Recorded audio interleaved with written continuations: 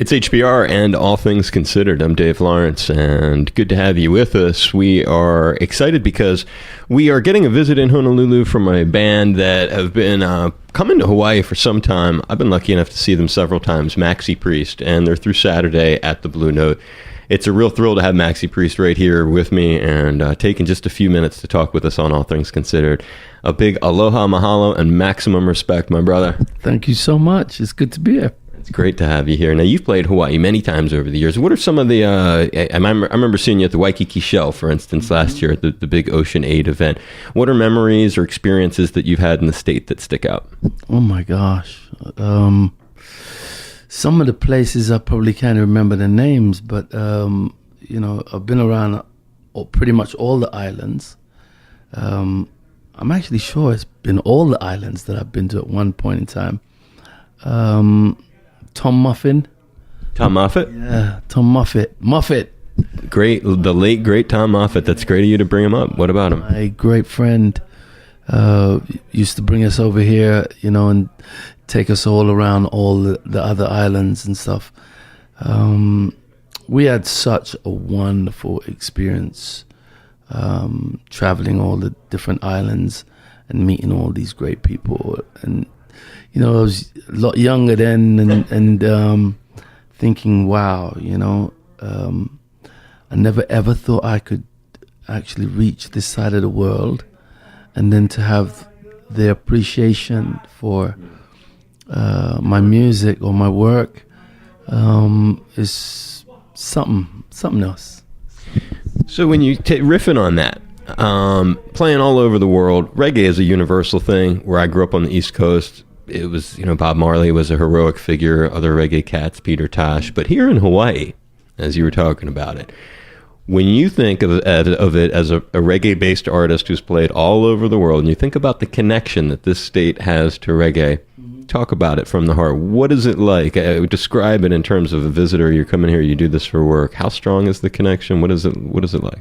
Well, I tell everybody, Hawaii is like home, and especially because of the music, the way they adapt or love reggae music is something beyond special, As you said, I've traveled all around the world, and, reggae gets a lot of respect and a lot of vibes, but the consistency of the major radio stations in Hawaii that play reggae music is just, as musicians, we talk to one another and we're like, this is how it should be. We cannot understand why a lot of the other countries have there's a slight, the scale doesn't tilt the same kind of way. And even in the United States, it's like, are there stations like this? I would think Miami might be one city that have them, but not a lot that would have stations that play classic reggae mixed with contemporary reggae. And on that note, I guess adding to it the fact that there's so many local artists who play the music and embrace it as if it's their own. Yeah, most definitely. But to add to that, also they play it with like top 10 Billboard track, and their own kind of spin on it too. Yeah, like you do. Yeah. But I'm saying that over here you can hear a Beyonce, and you can hear a reggae song playing on the same format. And that is just, we think that's how it should be. And it's certainly an unusual thing. You just came from Asia, so as we continue this examination of how reggae has footholds in different parts of the world of different levels, one place I saw that you went to was China, among stops. What's your fan base like there, and how was that experience? I understand it was the first time? It's my first time, so to say what the fan base is like, all I know is that we had 2 packed houses. And, the people partied, they enjoyed themselves, they rocked. To actually say what the fan base is in China, I mean, how many billion people is there? There's quite a few billion people out there. Must have been a trip looking out in the crowd, huh? Yeah, and I was just really thankful and appreciative of the fact that, we traveled all this way and the houses were full and, and the people thoroughly enjoyed what we were doing. I guess being in the business so long, it brought me back to when I first started out and came to somewhere like Hawaii and just amazed by the reception. So, here's China 30 years down the road, but almost like a new beginning. Right, I get it, what you're saying. It's reminiscent of coming here because it's like, for you as an artist, it's another new territory you're going, and it doesn't happen every day, and when it does, it's sort of a special feeling, right? Is that what you're saying? Not sort of, it is. It is, right, yeah. It's a conquering sort of feeling, like, here I am, my stuff is now definitely working in yet another place. Yeah. I can dig that. I can't wait to go India. That you haven't done that yet? I haven't done India, even though I know that I have pretty much a large following over in India, but I don't know, for some reason, all the time that we've supposed to go, for some reason or another, it Didn't materialize. Yeah, that is the other part of this business. The routing, the packaging it up, it doesn't always, that's a whole other can of worms, and I understand how that works, especially being in Hawaii, as you can imagine, some tours. It's kind of weird being in Hawaii, like Earth, Wind, and Fire comes to Hawaii every other year, right? They've been doing this since the 70s, but there will be other bands, they'll never come here their entire career. Exactly. It's strange. Yeah. But I guess the dice rolls for the artist the way. Yeah, it is. It's like sometimes it'll be routing, sometimes it'll be people here like stuff. I mean, like we're saying, it's a combination of many, many ingredients. Before I forget about it, on the note of the China thing, sometimes when, because we report on stuff in Asia, as you can imagine, we're in the Asia Pacific ourselves with Hawaii, and when bands play there, sometimes I can remember, I'm just thinking of a couple, I remember Stones, Metallica, sometimes you read that the band were either approached by the authorities or the authorities in China wanted to review their set list, the material, the lyrics that were going to be said. Was any of that a factor with your thing? Yeah, we did. They combed through all the lyrics, all the title of the songs, and we had to send that ahead. And then they went through all the lyrics, and then they told us this, we can do this, and that. There were certain ones they rejected. I'm not gonna say they rejected it, because the format of which we sent one of the songs in was a live performance, and I don't know, for some reason or another they just said, could you do something else? Yeah, well, that does happen. That's what I was reading with both of those bands I named. I just think it's fascinating. Just about any band you would imagine. I mean, that's a different market, man. They're really taking a tight look at the stuff. Hopefully, in the future, it will be freer. But in any event, it's got to make you feel really proud to have. And so, India will be your next big acquisition. Are there other ones that are? Have you done Israel? No, I haven't done Israel. I mean, we've been like Dubai and places like that. Okay. But Russia. What you'd like to do? I want to go Russia. You know what would be funny? You mentioned Dubai. I just learned today that the QE2 is now parked in Dubai as a floating hotel, and they're renovating it to make it a floating hotel. They just parked it there in like April of this year. So I'm thinking out loud, you could do, there's got to be, they're going to do like a club, a ballroom, something on that thing. What a cool gig that would be for you as a Brit, to be able to be over there on that boat. And that would be something else. And, we've played in some amazing places, like, say, for instance, not Bermuda. Oh my God, it was just right on the tip of my tongue. No. Oh gosh, I'm terrible. an island of some kind? Yeah. A Caribbean island? No. I would think you have hit many of them already. No, we've done all of those. But oh my gosh, there was an island that we played in a cave. Wow. Like a major gig? Yeah, a major gig. And they have like a venue in a cave. A natural cave.